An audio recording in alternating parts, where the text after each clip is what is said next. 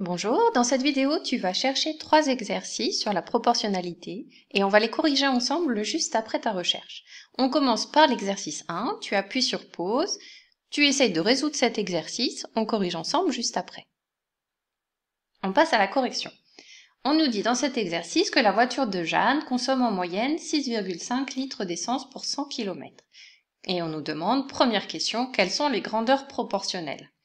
Eh bien, lorsqu'on roule avec une voiture, la quantité d'essence dépensée par cette voiture et le nombre de kilomètres parcourus, ce sont deux grandeurs proportionnelles.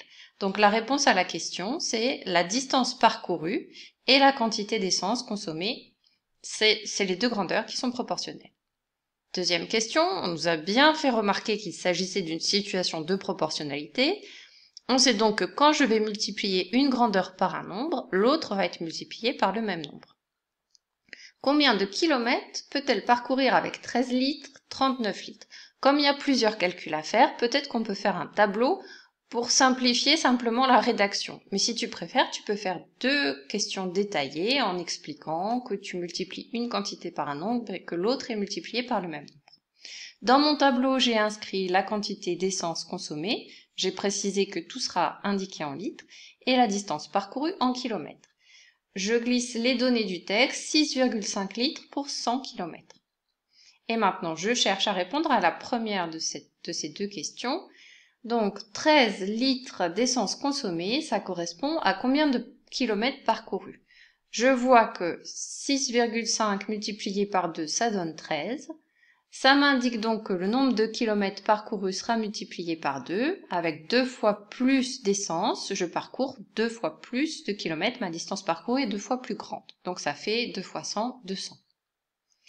Maintenant, deuxième question, 39 litres d'essence. 39 litres, je cherche à trouver un coefficient simple pour passer d'un nombre déjà écrit dans mon tableau à 39. Alors 6,5 pour aller à 39, de tête, je ne le vois pas tout de suite. Par contre, 13 fois 3, je sais que ça fait 39. Donc, pour 39 litres d'essence, avec 39 litres d'essence, on pourra parcourir 3 fois plus qu'avec 13 litres. Donc, 3 fois 200, ça fait 600.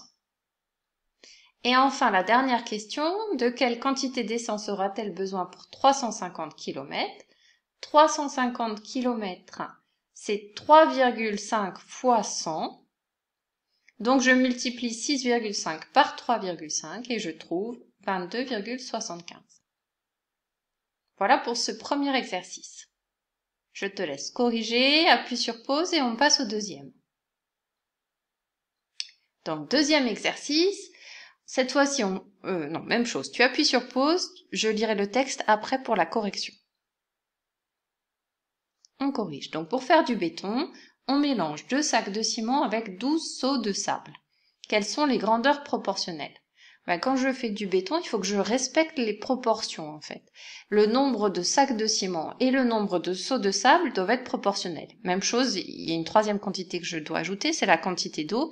On n'en parle pas dans l'exercice, mais il faut à chaque fois multiplier par le même nombre, le nombre de sacs de ciment, de seaux de sable et de quantité d'eau, seaux d'eau.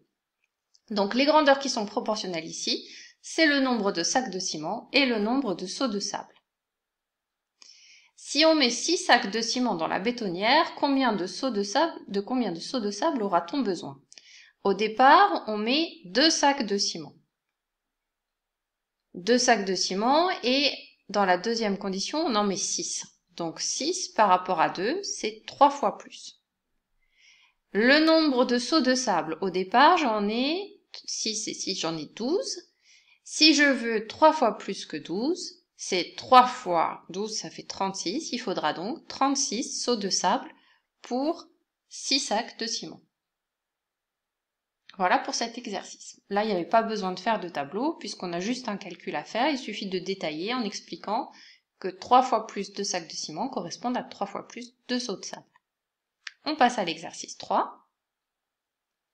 Même chose, tu appuies sur pause et tu fais l'exercice.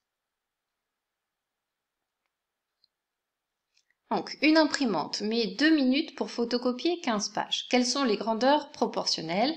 C'est le temps mis à photocopier et le nombre de pages photocopiées. Ce sont nos deux grandeurs qui sont proportionnelles. Si je photocopie 2 fois plus de pages, il me faudra un temps 2 fois plus long. J'ai beaucoup de choses à faire, donc je vais faire un tableau, beaucoup de calculs. Donc dans mon tableau, je vais mettre le nombre de pages et le temps mis à photocopier. Je vais indiquer que ce temps est en minutes. Je recopie la donnée du texte. 2 minutes, ça correspond au temps mis à photocopier 15 pages. Et je veux savoir combien de pages je peux photocopier en 6 minutes. 6 minutes, c'est 3 fois plus que 2 minutes. Donc je peux photocopier 3 fois plus de pages. 3 fois 15, ça fait 45. Je peux donc photocopier 45 pages. 10 minutes. 10 minutes, passer de 6 à 10, c'est pas évident. Par contre, de 2 à 10, je vois que c'est multiplié par 5. Donc je pourrais faire 5 fois plus de photocopies que 15. 5 fois 15, ça fait 75. Et enfin, la dernière question, combien de temps faut-il pour photocopier 60 pages? Donc 60 pages, c'est ici, j'ai plus trop d'espace moi sur mon dessin, sur ma diapositive, donc je vais effacer certaines flèches. Toi, tu peux garder, il faut garder sur ton cahier, ou bien tu peux recopier un autre tableau. Donc voilà mon tableau, je veux trouver une façon simple pour arriver à 60. Alors, je pourrais faire avec une multiplication, puisque 2 fois 15, ça fait 30, et 2 fois 30, ça fait 60. Donc, je pourrais faire directement fois 4, mais j'ai envie qu'on revoie une autre méthode possible. Pour calculer ici ce nombre manquant, je peux observer que j'ai additionné 15 et 45. Je peux donc ajouter les temps mis pour faire 15 photocopies et 6 photocopies. Dans les deux cas, je trouve que 2 plus 6, ça fait 8, ou bien que 2 fois 4, ça fait 8. Donc voilà le temps mis à photocopier 60 pages. Voilà pour cet exercice. À bientôt!